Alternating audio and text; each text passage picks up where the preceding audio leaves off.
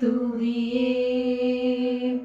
நினைக்காத நன்மைகள் அளிப்பவரே உமக்கென்றுமே துதியே.